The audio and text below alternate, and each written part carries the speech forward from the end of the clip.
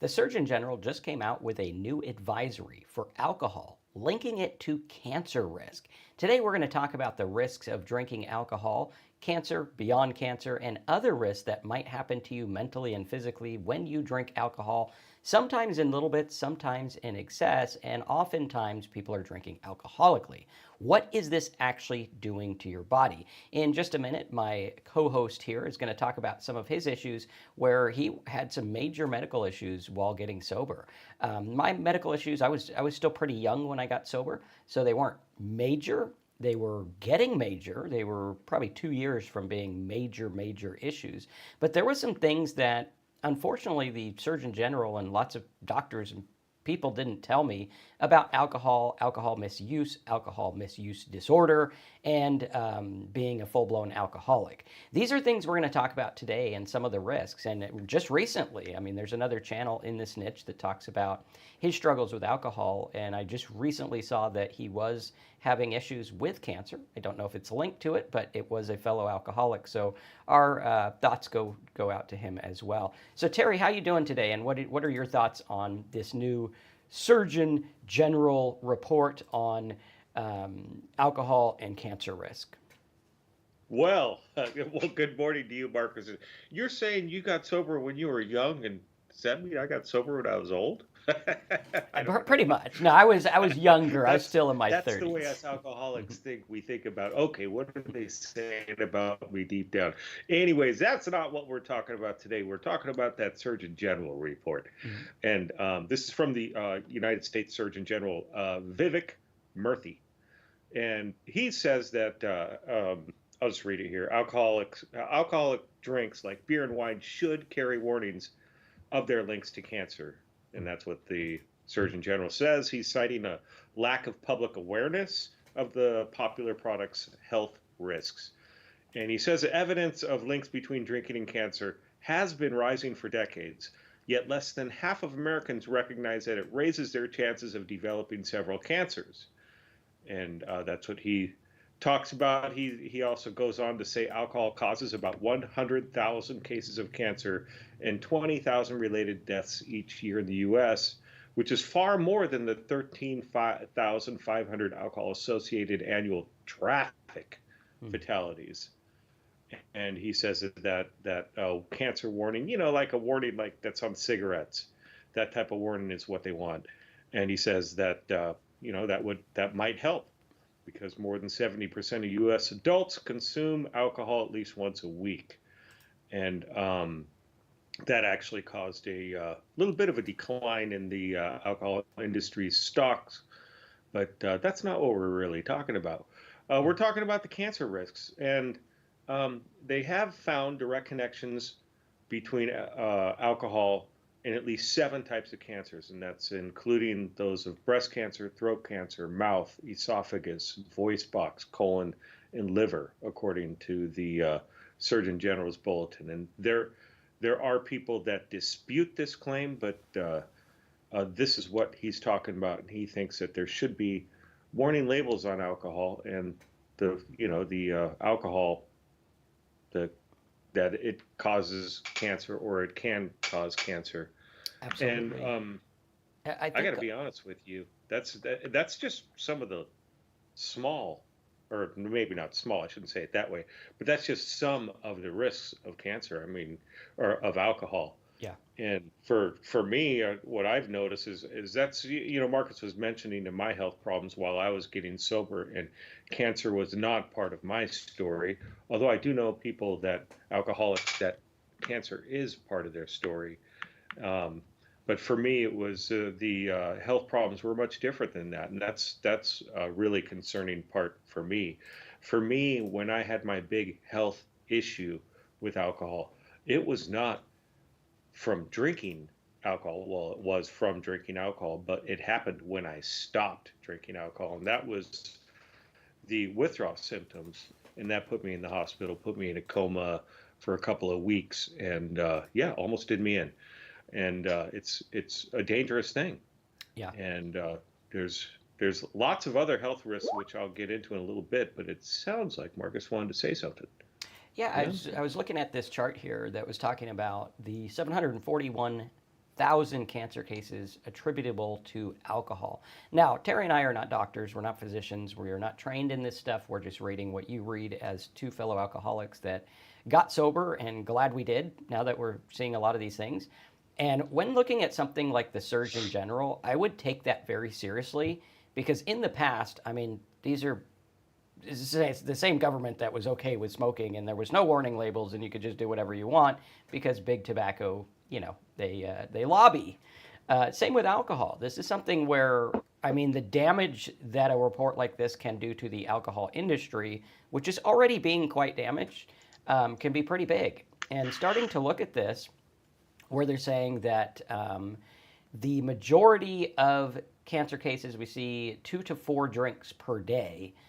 I think that does fall in the alcoholic level. Terry, do you remember what the levels were? I think it was like 2 per day for women and like 3 per day for men or something like that. Yeah, that's what they were saying is moderate. Moderate. That's Okay. crazy, huh? Yeah, it is. And I think it's interesting because in that bracket of 2 to 4, which would be somewhat alcoholic, you're seeing 209,000 cases. And you might be saying, well, this is kind of skewed because less than 2 drinks a day, 185,000. You would think the number for 6 or more per day would be ridiculously high. However, I will say that the amount of people that have 6 or more drinks per day is a lot less than those who have between 2 and 4 per day. So you're getting a bigger sample. So looking at those numbers, percentage-wise, I'll bet this one's pretty much off the charts. Like the amount of people that have 6 or more drinks per day that are full-blown, need help alcoholics, usually at 6 per day, you're probably getting there unless you're just, a strong drinker. I don't know. Usually when you have 6 or more per day, that's probably causing some issues in your life. Clearly, it could be causing stuff like this. And understanding like, okay, yeah, this is dangerous. I mean, when looking at when I was drinking, I was probably closer to like 20 or more drinks per day. Some of those were beer, so it was, not as strong as a hard drink, but I was having more than 6 per day of hard drinks and also wine and beer on top of it. So I don't know if that makes my risk back then go through the roof. I'd like to think that my body might have healed in the last 10 and a half years, which I think it does. But it was causing effects. I mean, being at 30-something, in my early 30s, having elevated liver risk, having elevated risks of all kinds of things that's how my doctor visits went. And I lied about how much I drank. I didn't want her to know I was drinking a keg a week. I was like, okay, yeah, I don't want to admit that. But the warnings that are there are very big. And I would say also, like, being in the warning area from 2 to 4 drinks per day, maybe even 4 to 6 per day, where you're having it every day and alcohol is now becoming part of your routine, I think the risk of becoming an alcoholic is the big thing on the plate.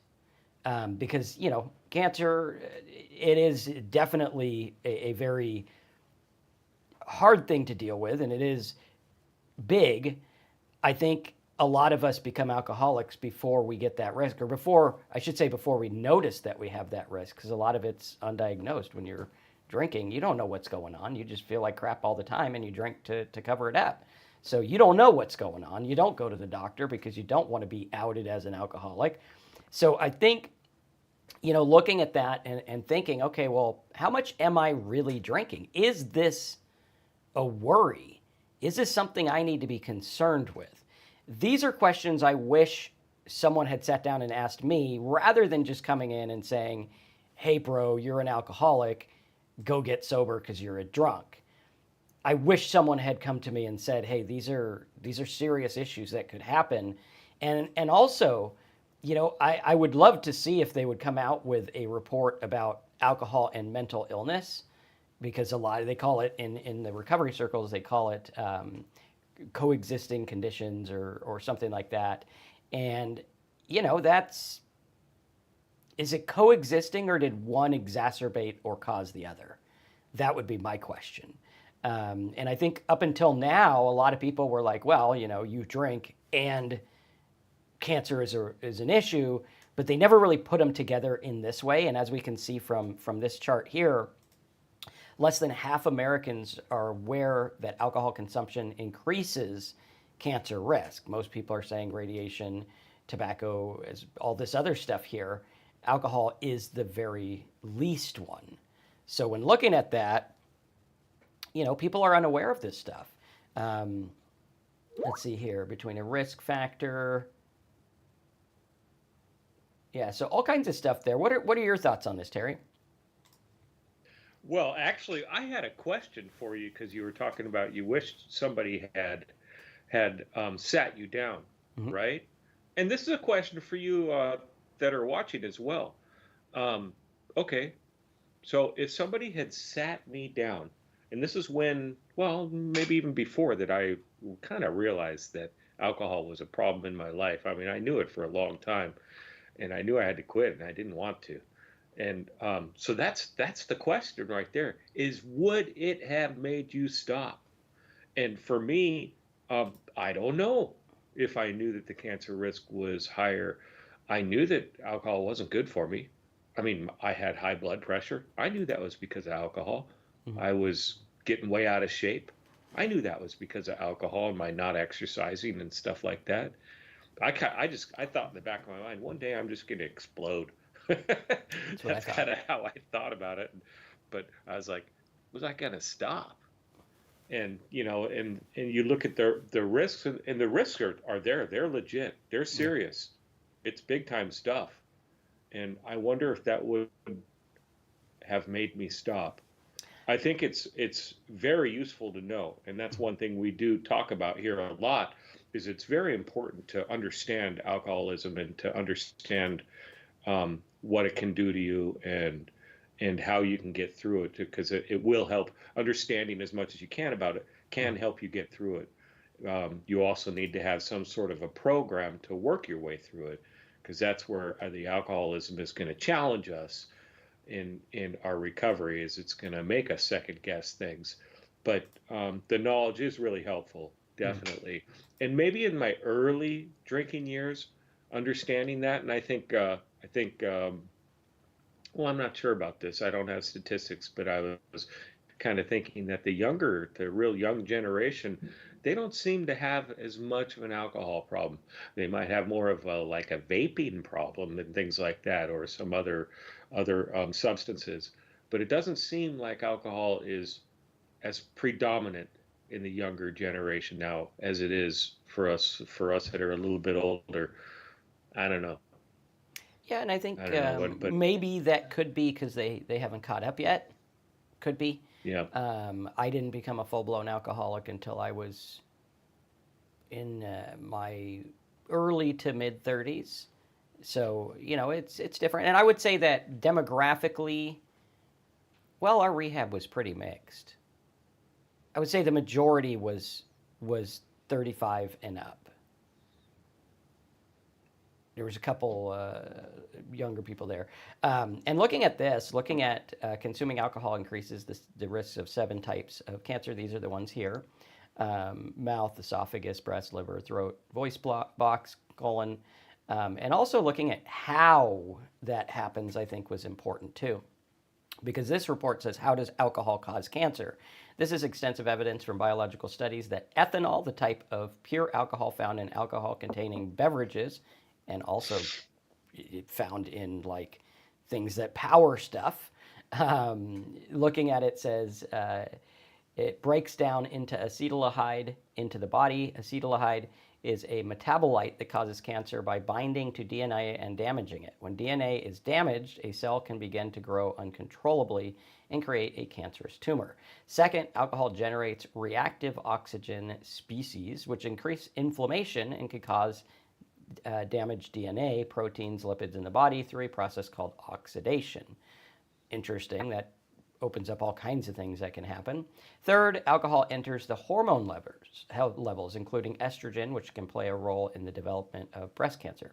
Fourth, carcinogens from other sources, especially particles of tobacco smoke, can dissolve in alcohol, making it easier for them to be absorbed in the body, increasing the risk for mouth and throat cancers. That's interesting. I always thought that drinking somehow helped my smoking. Like, it's killing anything it's going to do. But this is actually saying the opposite, showing that stuff that we know or think we know isn't always true. Stuff that we tell ourselves to continue drinking isn't always true. This is straight from people who have legit studied this stuff and looking to understand it and understanding what alcohol does to you. Here's where it says the 4 ways again, which carcinogens, I would think also, probably not just smoking. Like I know people that live in LA. I grew up in LA. There's a smog problem in LA. I'm sure there's carcinogens in the air in LA.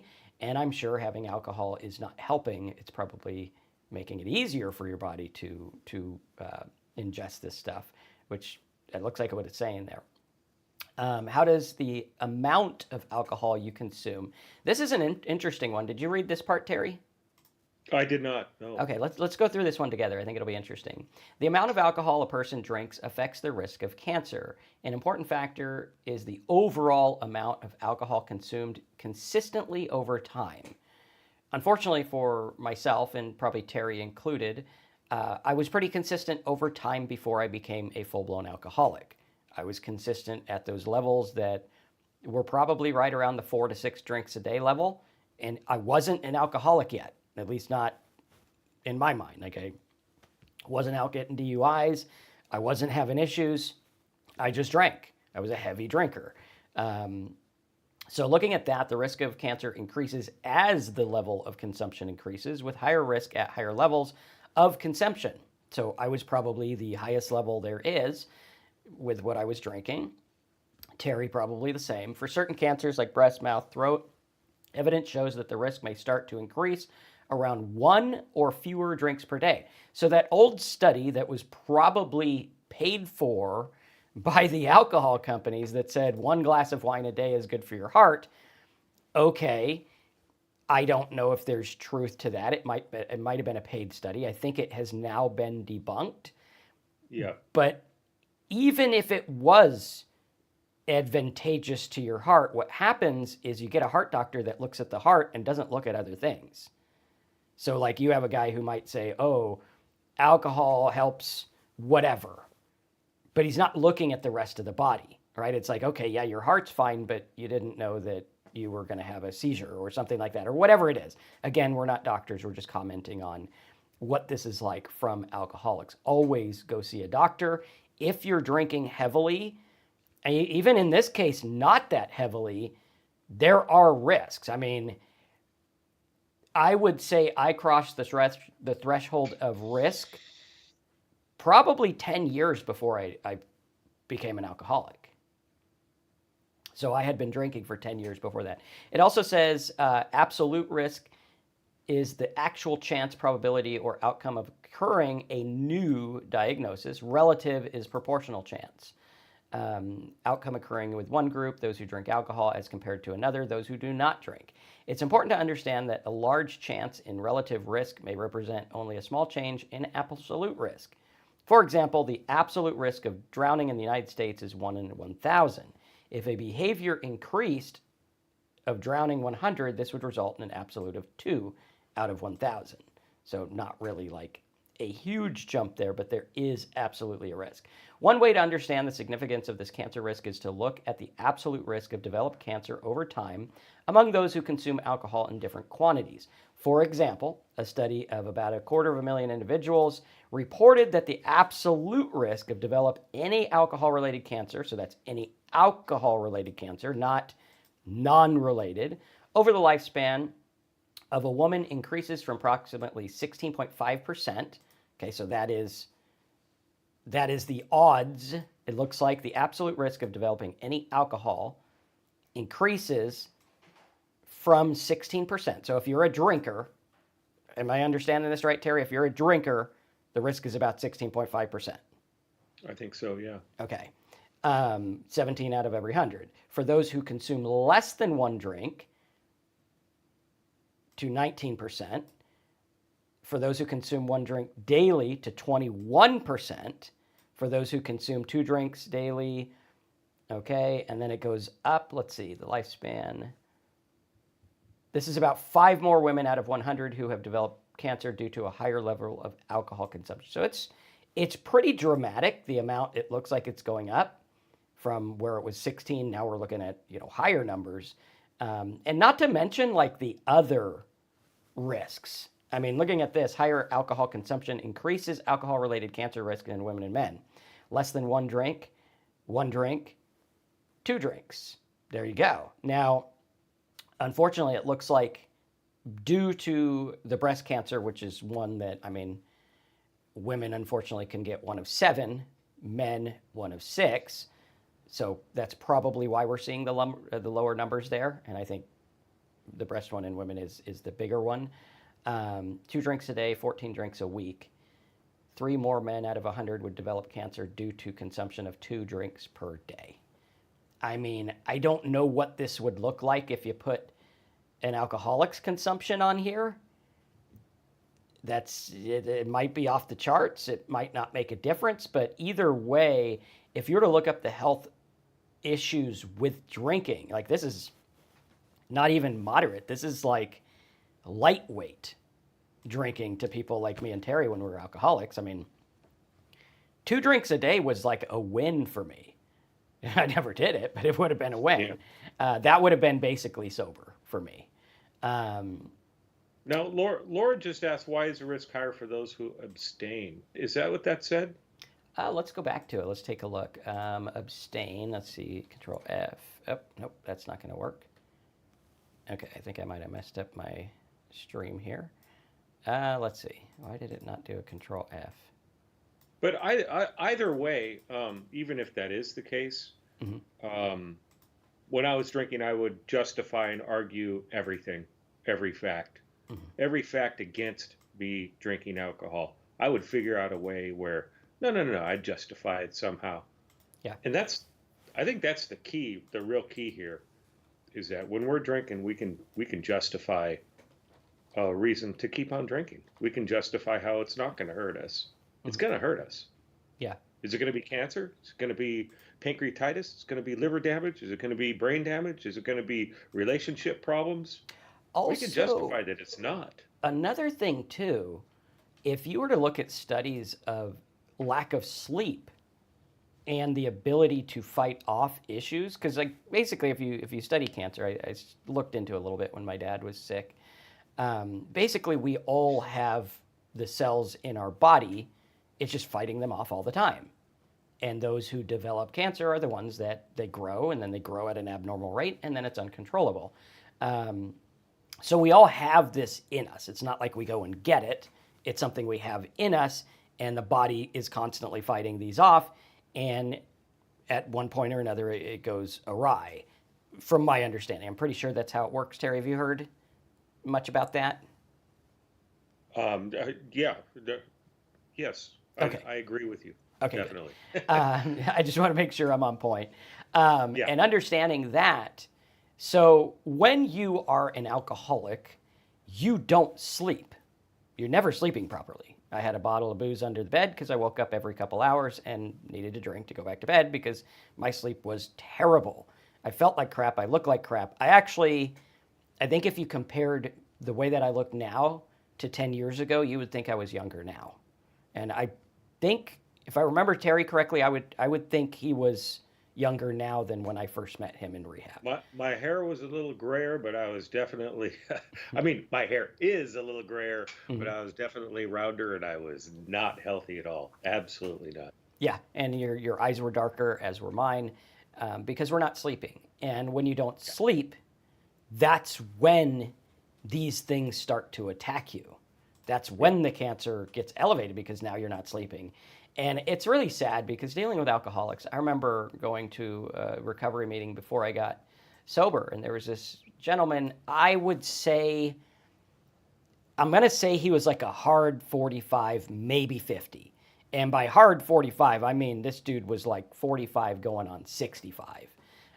He looked terrible. He felt terrible. He walked with a cane because he had cirrhosis of the liver. And he showed me, he's like, my liver literally protrudes from my body, and I have to wear special pants because it's protruding. And he's like, they won't for some reason, I don't know if it's true or not, but he was like, for whatever reason, because of my alcoholism, they won't put me on the transplant list. So I'm basically just, I'm done. And I'm trying not to drink because I think they said like if he stopped drinking for an amount of time, maybe they would get him on the list or something like that. Um, but I mean, looking at that, that is how us alcoholics are. We would rather die than get sober, oftentimes, and that is what is seen, and it's very sad. And what I will say is that's an alcohol-induced thought process. It is not real. You don't feel the way you feel in your mind. Okay, you might have bad feelings, but see what happens is you get a feeling and then you tell yourself a story about that feeling. I have this feeling, maybe I get rejection. Then you tell yourself a story. I'm not worthy. I was rejected. Therefore, I am not a good person or whatever it is. With alcohol, you're doing the same thing. You're like, I feel bad because of this. And now I'm going to tell myself this story. Alcohol is my only friend. That's all I can do. It makes me feel better. That's the last line I have. When in actuality, that's not true. I thought it was true. Terry probably thought it was true. But we realized it was a complete and utter crock of shit. It was alcohol lying to us about how we feel. There's a third way.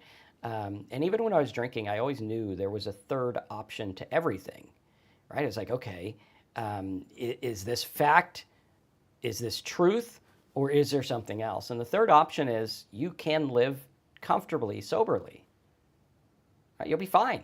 Like back then, the option was keep drinking and have an okay time, but miserable and probably not live as long by far. Or two, get sober and be miserable. Well, there's a third. Get sober and be fucking happier than you've ever been. Nobody told me that one. Yeah. Right? Nobody was like, oh, this is going to solve a lot of things. You're going to feel better. And that's the truth of it. Right? Very important. Yeah. Absolutely.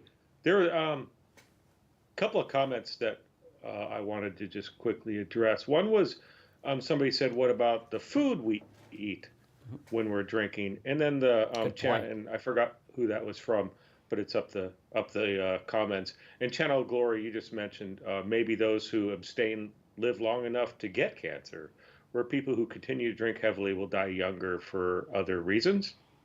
Yeah, hey, maybe both of your points are legit. What the way I look at it is this way.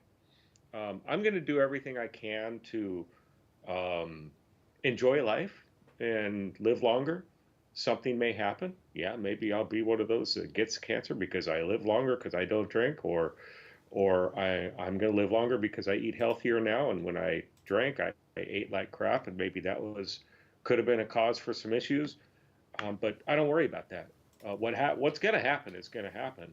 I'm going to do the best I can with my health. And am I doing everything perfectly now? Absolutely not. I enjoy that big old half a pizza just like anybody else. Absolutely. The burger when I'm skiing, stuff like that. I just don't drink. And I do try to be healthy and move in the right direction as far as that goes. And that's really the name of it for me. I don't try to overanalyze things. I don't try and think about why I became an alcoholic, stuff like that. It doesn't matter. I mean, I have my thoughts about why I may have become an alcoholic, but it really doesn't matter. The fact is that I am one. I'm recovered now, and I can't drink anymore. And that's the key for me. And understanding that like beer and wine and any liquor can cause cancer, and that's a good thing to know. That's another reason for me to check that box of I do not need to drink anymore. What I've done already, so all I can do is do the best I can moving forward. And that's what we're trying to share with you guys. And Worldly Rider, keep on coming back, man. I'm not sure about a lot of what you're saying here, but it's all good. If you can get off the drinking, that's great. Sorry that you got evicted. Yeah, but and that is unfortunate. I think that's an interesting thing. Is a lot of people look at issues like eviction and financial issues and turn to drinking. When there are recessions and depressions in the economy, drinking goes up like through the roof. My grandpa back in the Great Depression eras in Alabama was a bootlegger. You know, there was a need for drinking back then, and you know, it is something that is very difficult. He also says Donald Trump doesn't drink. He is the happiest, smartest, most talented man on the planet. Well, I haven't met every man on the planet, but you know, if that's what you think, then sure. I mean, I've seen some clips of him on TV. I don't know what he's like on his own. And that's one of the things alcohol does also is it gives us generalities. We generalize things. Oh, this person is that. All these people are that. All this is that. When in actuality, that's not the way the world works. And saying things general is going to keep you stuck. It'll keep you stuck drinking. And that's a very difficult thing to look at. Like if I say this person is the happiest ever, or people that are like, Elon Musk looks out for the little people. Well, according to what I see, it looks like he looks out for his business, which is fine. He's a businessman. But looking out for little people, I don't see a whole lot of that. Maybe, I don't know. I mean, I don't know. I think it's kind of interesting that Twitter used to be able to be accessed without a login. Then it became free speech, and now you have to log in. Interesting. I would think free speech would not require a login, but hey, to each his own. But looking at these things, you know, you have to look at life and say, I don't know. I don't know. I don't know who the happiest person alive is, but I know what I'm going to do. I know I'm going to work on myself to be happy. And the only way I can do that is without drinking. Drinking gave me a false sense of happiness and a false sense of entitlement and a false sense of thinking I knew who I was and thinking I knew who others were. When I was drinking, I would go to bat about politics. And I would, you know, like back when I got sober, if me and Terry had a politics conversation in rehab, one of us would have probably not ever spoken to the other person again because I was a very avid Republican. I was very, this is the way it needs to be. And I think, Terry, that time you were still same kind of beliefs you had now, yeah? Yeah, kind Yeah. of. Yeah. Which, you know, when I got sober, I was like, okay, I need to rethink everything because I don't know anything. And now I don't know what you'd classify me as, but I am open to all things. Before, where I would be like, no, this ideology is terrible, it's bad. Now I can look at it and say, well, what is that actually about other than I think it's bad because I've been told it's bad? Those are things we have to look at. And those are things where, you know, sobriety allowed me the ability to question my thoughts and make my beliefs my own, rather than looking at overstatements and generalities of things I don't know about, because I don't know. Could Trump be the happiest person alive? I have no idea. Does he look like it? No, he looks kind of mad to me, but I don't know. That's just me. He's always yelling about stuff. I say the same thing. Yeah. But looking at that and understanding, you know, hey, I don't know. He could be. I don't know. I would think if I had, you know, a lot of cash like that, I'd probably be somewhat happy. I don't know. But sometimes not. You know, sometimes it's an illusion. And understanding truth and the ability to be wrong and the ability to look at ourselves and say, I don't know. Sobriety gave me the ability to say, I don't know. I used to know everything. Now I don't know. I know that if I keep drinking, my risk of cancer is going to go up. We know that now. I also know that if I keep drinking, my insanity is going to go up. And there's a lot of things that I just don't know. I have no idea. That's one of the, you know, that's one of the most freeing feelings I get in sobriety is the fact that I get to say, I don't know. I'm not sure. Let me research this further rather than get stuck on my opinion. This is it. I'm right. You're wrong. This is the way it is. And you don't agree with me? Okay. We're no longer friends. You know, why would I do that? Yep. I'm not right all the time. And when I got sober, it really gave me that wake up call that I'm not right. It gave me that wake up call because I thought I could beat this. I thought I could handle it. I Yeah. thought, and that humbled me, Hmm. and it gives me humility moving forward, understanding that, the longer I'm in sobriety, the more I realize that I got more to learn. Hmm. I got a lot more to learn, and mostly it's about life now. I can't say that I've figured out how to not drink. I haven't had a drink yet in more than 10 years. So I plan on staying that way. Is there something that may drive me back? I don't know. Not sure. I can't give you that. No, it'll never happen. I can't say that. And I think when I do, and I've seen it with many people, that when they do say, I'm never going to have it again, I got this beat. Hmm. And I've seen people go back when they get that attitude. So I have to stay humble. I have to stay uh, learnable. Yeah. Yeah. And So, really open to, let's see what happens. Let's see how it pans out. I don't know. There were people that got upset in all the last couple of elections where they just get completely distraught about what they think is going to happen. I remember when I was very staunch Republican, Obama won. I wasn't super happy about it, but I was like, whatever, business, let's just go about my business. That's what I can control. Um, did he do some good things? Sure. Did he also raise, some prices of things? I think so. The healthcare thing, I'm not a big fan of. I like the idea, but I think it can be done differently. And one of the things also I had to realize is I am not a politician. Until I can actually get up and do something about these things, I am wasting my life talking about them. Because at the end of the day, you have no idea what people will do because what they say and what they do is always two completely different things. Um, and what they say and what they can do are also different things. And when we understand that, it makes a very, very um, interesting thing.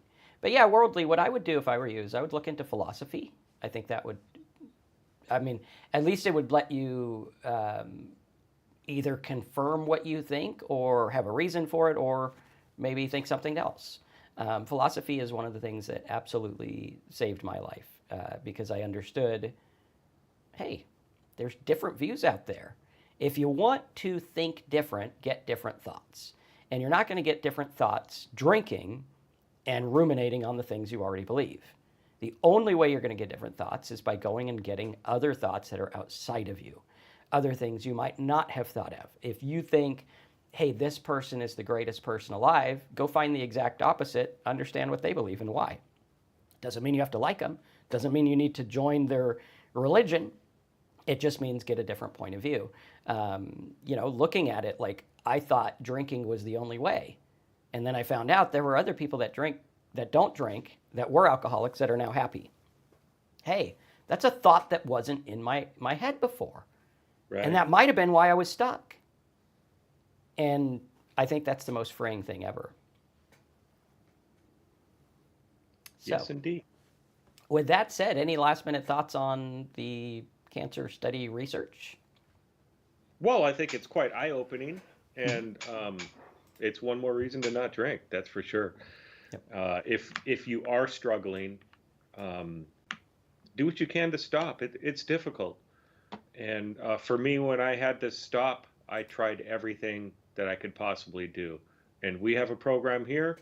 All of you know about AA. That's one way you can go. There's hospital recovery programs. Do whatever you can do. We have a program over at talksober.com where we can help you stay sober, and it's very inexpensive, probably the most inexpensive one out there. And we go over. It's a 30-day program, and we have exercises and videos and worksheets that you can go through. And it's a 30-day program. And our program is set up quite a bit differently than anybody else's. And we really try to teach you about changing your perspective towards alcohol, also changing your perspective towards life. And those are two very important and key things in your recovery from alcohol. And if you're just trying to stay sober and you've already gotten sober, this is also a great program for that too. It'll help open up your eyes and help you start to change your look at things, kind of what we're talking about today. All So right. go on over there. Awesome deal. Click the yellow button, sign up. If you need anything, let us know. Thanks for being here.